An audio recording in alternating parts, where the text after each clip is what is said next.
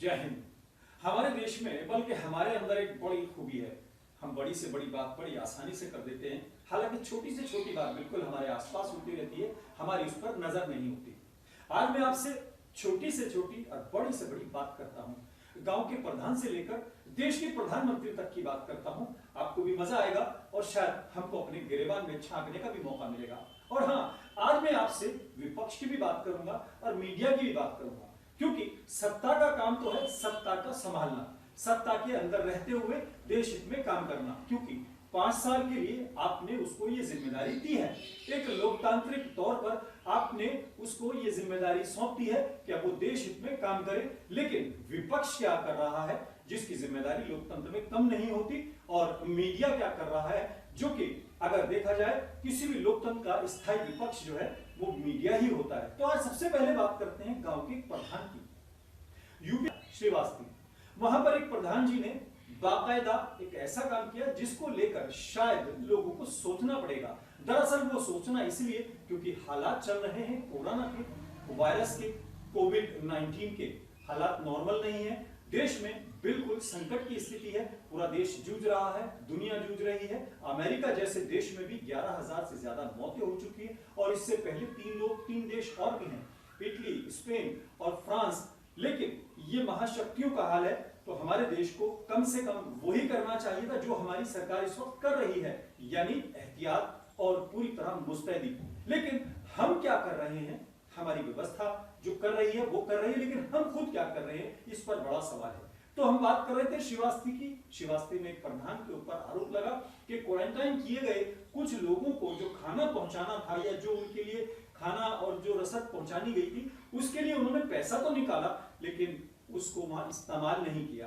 5 साल होते हैं प्रधान जी बेईमानी करने के या गबन करने के, 5 साल इंतजार कर लेते हैं, अभी बहुत टाइम है। लेकिन क्या अभी जिस जमाने में पूरा देश खाने से संकट से जूझ रहा है तब भी घोटाला करेंगे? लेकिन इसी की तरह की एक और खबर है, यह तो है प्रधान जी के ऊपर आरोप। एक तहसीलदार कह रहे हैं कि उनको सांसद महोदय ने घर में घुसकर पीटा। जी हाँ, कन्नौज के सांसद पर आरोप लगाया है एक तहसीलदार ने कि जब उन्होंने उनको जाति सूचक शब्दों का इस्तेमाल करते हुए संबोधित किया, फोन पर गालियां दी, तो वो उनसे जब आने के बाद पीटने की धमकी दी तो घर में घुस गए, और सांसद महोदय ने उनके समर्थकों ने घर में घुसकर भी मारा। लेकिन सांसद महोदय का भी कुछ और कहना है कि ये तहसीलदार जो है, जो रसद, जो खाना, जो कोरोना के टाइम में बांटा जाना था, जो राहत बांटी जानी थी, उसमें बेईमानी कर रहे थे। हालांकि तहसीलदार का अपना पक्ष है, वो कह रहे हैं कि सांसद महोदय अपनी कुछ लिस्ट भेजकर, अपने लोगों की लिस्ट भेजकर इसे बंटवारा चाहते थे।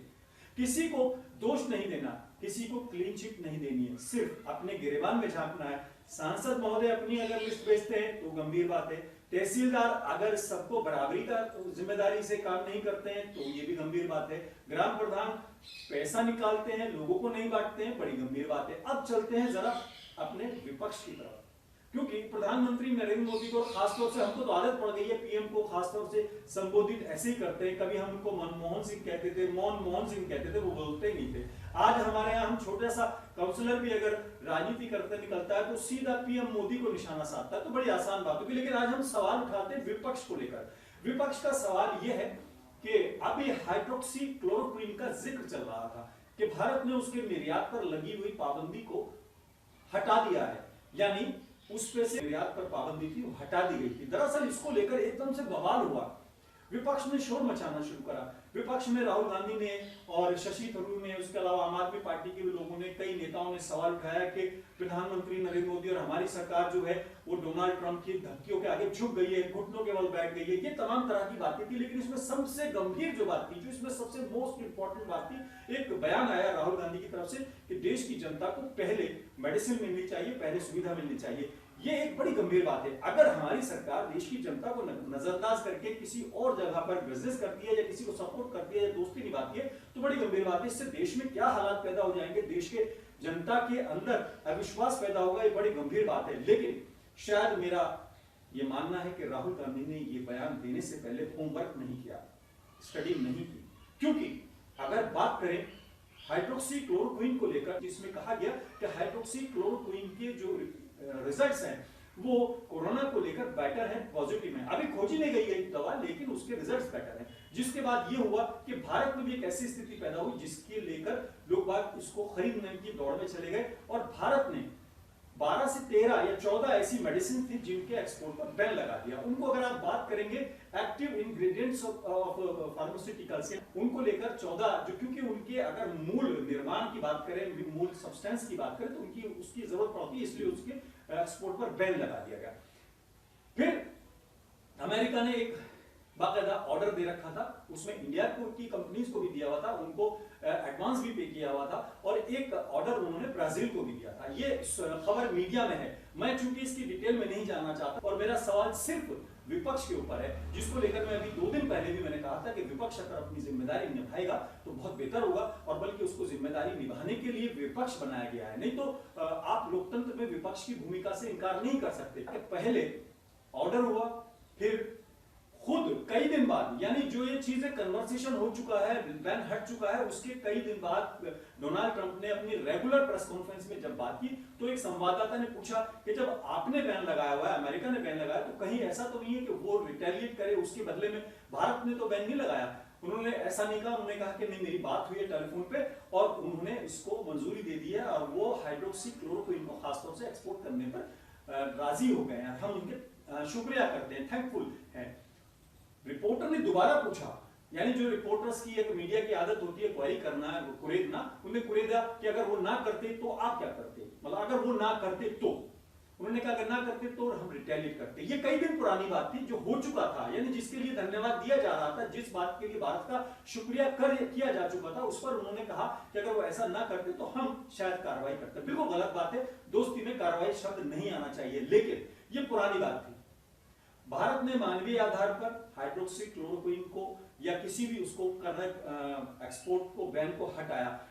भारत की तरफ से यह भी सूचना है, हालांकि इसमें अभी अपुष्ट है, कि भारत ने भी अपनी कुछ शर्तें रखी हैं और अपनी बात को रखा है। अगर उन्होंने बैन लगाया तो हमने भी बैन लगाया, अगर हम कुछ उनको दे रहे हैं तो हम भी कुछ मांगेंगे। ये बायलैटरल ट्रीटीज है, इंटरनेशनल मैटर्स हैं, ये सरकार को बेहतर ढंग से समझ में आता है या बड़े लोगों को बेहतर ढंग से समझ में आता है। राहुल गांधी की टीम को, राहुल गांधी को भी शायद समझ में आता होगा, लेकिन ये कहना कि देश की जनता को पहले मिलना चाहिए, तो इससे कहीं भ्रम की स्थिति ना पैदा हो जाती, जबकि पूरा देश लॉकडाउन में है, लोग अनिश्चितता में है, लोग असमंजस में है, लोग घबराहट में है, लोगों के मन में एक भय है, तमाम तरह की जिम्मेदारियां नहीं निभाई जा रही हैं, हम भी नहीं निभा रहे हैं। एक नागरिक के तौर पर हमारी जो जिम्मेदारी है वो भी हम नहीं निभा रहे हैं। लेकिन अगर विपक्ष ये कहेगा कि हमारे देश की जनता से पहले दूसरे देश को दिया जाना ठीक नहीं है, तो एक और बेयकीनी की सूरत पैदा होगी, अविश्वास की सूरत पैदा होगी। शायद इससे आपको बचना चाहिए। ये एक राय है, बेहतर ढंग से कांग्रेस समझ सकती है, बेहतर ढंग से राहुल गांधी समझ सकते हैं,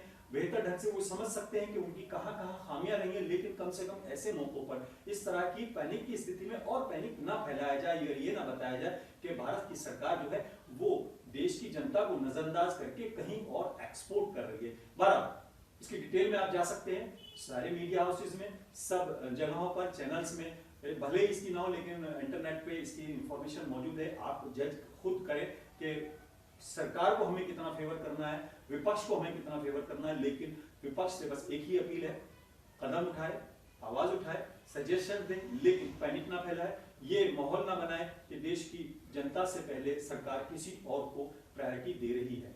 बात करते हैं मीडिया की। मीडिया में आप देख रहे हैं बड़ी बड़ी खबरें हैं, बड़ी बड़ी बहसें हैं, उनको हर चीज मिल गई है। साइंटिस्टों को अभी कोरोना का वजूद का नहीं पता है, क्या रीजन है क्या नहीं है, लेकिन शायद हमारे मीडिया को सब कुछ मालूम है। हमारे मीडिया को बहुत चीजें मालूम है, कहां से वो ओरिजिन हुआ, कहां से हुआ, लेकिन उस हम बहस में नहीं जाना चाहते।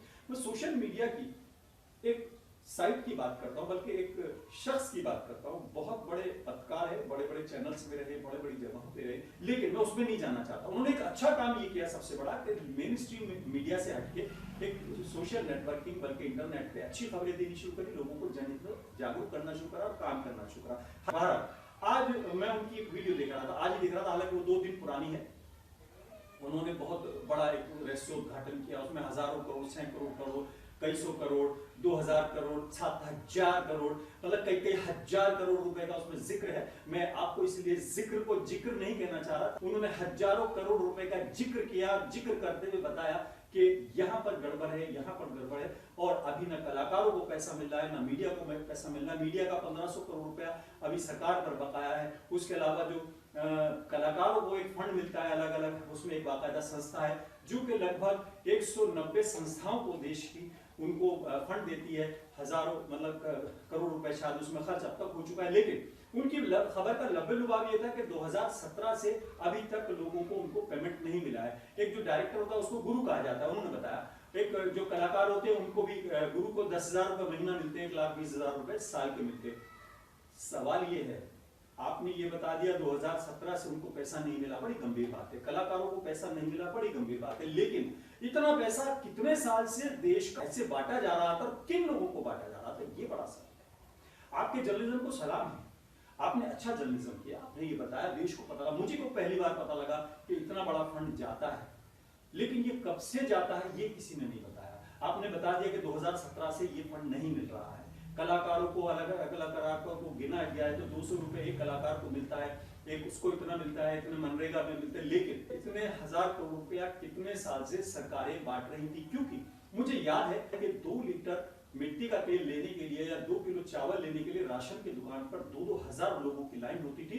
और जब किसी का नंबर आता था तो उससे पहले पता लगता था कि 15 नंबर से पहले कोटा खत्म हो चुका है, अब आप बाद में जब आएगा तो हम बाहर दुकान पे लिख देंगे। तब ना मोबाइल होते थे और ना कोई नोटिस होता था, ना मीडिया हाउसेस थे कि ये पता लग जाए कि अब चावल कब मिलेगा, अब मिट्टी का तेल कब मिलेगा। और मुझे याद है सन 80 के अंदर मकान बनाने के लिए जब सीमेंट लेना होता था तो 40 रुपए की बोरी जो है 200 रुपए की और 300 रुपए की मिलती थी ब्लैक के अंदर, उसमें मिलावट होती थी। परमिट बनवाने के लिए सारी ताकत लगा दी जाती थी। और मैंने ये भी देखा है, मैंने दूर की बात नहीं करता, मैंने बहुत अंदर भी देखा, लेकिन दिल्ली एनसीआर में चुंगी थी, उसके ऊपर एक फट्टा लगा होता था, उसमें इतनी लंबी लंबी कीलें लगी होती थी, बड़े बड़े चोगे लगे होते थे। अगर कोई ट्रक वाला वहां से निकलने की कोशिश करता था उसको खींच दिया जाता था, उसके टायर फट जाते थे। ये भी मैंने देखा। तो देश में ऐसा नहीं कि काम नहीं हुआ, कांग्रेस या बीजेपी या किसी और पार्टी को मैं नहीं कहना चाहता, लेकिन देश में काम हुआ है, ग्रेजुअल प्रोसेस के तहत तरक्की हुई है, चीजें बदली हैं। और बदले के अंदर, बदलाव के अंदर, तरक्की के अंदर खामियां भी रहती है। यकीनन सवाल उठते हैं, प्रधानमंत्री नरेंद्र मोदी से जितने सवाल उठते हैं वो किए जाए। आप बात करें स्मार्ट सिटी की, आप बात करें इस पे बुलेट ट्रेन की बात करें, आप जितने वादे हैं उनकी बातें करें, लेकिन जब हम सत्ता में होते हैं, जब हम सरकार में होते हैं, या जब हम कुर्सी पर होते हैं, मीडिया हाउस की हो या किसी की, तो हम सवाल नहीं करते। जब हमको ये लगता है, हमें उस जर्नलिज्म को सलाम करते हैं जो आज वो कर रहे हैं। उन्होंने मुद्दा उठाया, लेकिन उन्होंने हजारों करोड़ रुपए का जिक्र किया, लेकिन उसमें ये नहीं बता पाए कि इतने रुपए कब से जा रहे थे। उन्होंने ये नहीं बताया कि मनरेगा में अगर इतना पैसा जा रहा है तो मनरेगा की जो लिस्ट है लगभग 7,000 करोड़ मजदूरों की, 130 करोड़ की जनता में अगर 7,000 करोड़ जो मजदूर हैं उनकी लिस्ट है, क्या उसको भी वेरीफाई किया जाए। जिन मजदूरों को पैसा मिल रहा है वो काम कर रहे हैं कि नहीं कर रहे हैं, क्या वो प्रधान या जो सिस्टम है या जो अधिकारी हैं वो अपने अंदर बात कर रहे हैं। ये मुझे लगता है मेरा एक सवाल है। अगले अगर वो रिपोर्ट लाए तो इस पे लाए, मैं उनका बहुत सम्मान करता हूँ और बहुत उनका आदर करता हूँ। लेकिन मैं सिर्फ ये कहना चाहता हूँ कि जर्नलिज्म अगर हम करते हैं तो हमको खामियां भी निकालनी चाहिए और हमको कम से कम वो इंफॉर्मेशन भी देनी चाहिए जो हमारी तरफ से है। मैं बहुत छोटा हूँ, मुझको नहीं लगता कि मैं ज्यादा कहूँ। मेरी बस ये गुजारिश है कि अब की बार अगर वो कोई सीरीज लाए तो उसमें शायद ये जिक्र जरूर करे कि ये जो 190 कलाकार हैं, 190 संस्थाएं हैं, उसमें लगभग 1,000 से ज्यादा या कितने जो कलाकार हैं उनको कितने दिन से पैसा मिल रहा था, वो कौन लोग हैं, क्या वो सच में गुरु हैं, क्या वो सच में कलाकार हैं, क्या उनको जो पैसा मिल रहा था उसमें कोई बंदर बाट थी। उसके अलावा डीओपी का अगर 1,500 करोड़ रुपए अभी मीडिया का बचा हुआ है तो क्या वो पहले से कितना जा रहा था। उसके अलावा किस अखबार की कितनी कॉपियां छपती हैं, उस कॉपी को छापने के लिए उसके पास कौन सी प्रिंटिंग प्रेस है, क्योंकि छोटे और मीडियम जो मध्यम जिन्हें हम अखबार कहते हैं वो लगभग बंद हो गए हैं। बड़े लोगों का अपना एक नेक्सस है, सरकारी नेक्सस को उसको भी उजागर करें। उसके अलावा मैं आपको जाते जाते एक बात और कह देना चाहता हूँ, देश में वो जो दिखता है वही सब कुछ नहीं होता। पत्रकार सिर्फ वही नहीं होते जिनको पीआई भी रिकॉग्नाइज करता है, पत्रकार वो भी होते हैं जो छोटे से अखबार में भी लिख देते हैं, जिनकी कोई पहचान नहीं होती, जिनको कोई पैसा भी नहीं देता। यही बड़े मीडिया हाउस उनको शायद स्टिंगर के नाम पे पैसा भी नहीं देते। उनसे बल्कि कई जगह पर तो मैं ये बड़ी गंभीरता के साथ कह रहा हूँ कि आईडी देने तक के पैसे लिए जाते हैं। अगर उन लोगों का पैसा रुका है तो वाकई में गंभीर बात है, मीडिया हाउस कैसे चलेंगे ये गंभीर बात है। लेकिन 2014 से जितना बंटवारा पैसे का सरकार ने किया, ये उन्हीं की रिपोर्ट में है। वो कह रहे हैं कि 2014 में सरकार ने मुंह खोल कर लुटाया है। तो उस जमाने में आप भी मेन स्ट्रीम लाइन में थे, तब जब मुंह खोल के पैसा बटा तब क्या क्या काम आपने किया, ये मेरा सवाल है। बाकी कोई गुस्ताखी हो तो माफी चाहूंगा। अपने दर्शकों से मैं जरूर कहूंगा कि जिनका मैं जिक्र कर रहा हूँ कि लाखों फॉलोअर्स हैं और मेरे सिर्फ 200-250 भी सब्सक्राइबर नहीं है, लेकिन सवालों को सवाल बनाइए। गिनती कम जरूर हो लेकिन गिनती हो तो सॉलिड हो। अगर आप 100 गिन रहे हैं तो वो 100 निकलने चाहिए, 99 या 102 नहीं निकलने चाहिए। बात में गंभीरता ना हो तो शायद वो देश में बेहतर नहीं होगा। सत्ता के ऊपर उंगली रखिए, नजर रखिए, सत्ता को आगाह करते रहिए, चौकस करते रहिए, लेकिन विपक्ष भी अपनी जिम्मेदारी को निभाए। राहुल गांधी का एक्टिव होना मुझे बहुत अच्छा लगा, इसलिए नहीं कि राहुल गांधी से मेरा कोई लगाव है या मैं उनका फैन हूँ या कुछ है। फैन न मैं मोदी का हूँ, न मैं मनमोहन का हूँ, न मैं राहुल का हूँ, लेकिन मैं कहता हूँ देश हित में अगर सत्ता उस संयम के साथ काम करने देना है, काम करवाना चाहते हो तो विपक्ष को एक्टिव होना पड़ेगा, मीडिया को एक्टिव होना पड़ेगा और जनता को जागरूक होना पड़ेगा। अपने प्रधान से भी पूछें और अपने प्रधान सेवक से भी पूछें। फिलहाल आज इतना ही। अपने मेजबान आजाद खालिद को इजाजत दें। जय हिंद।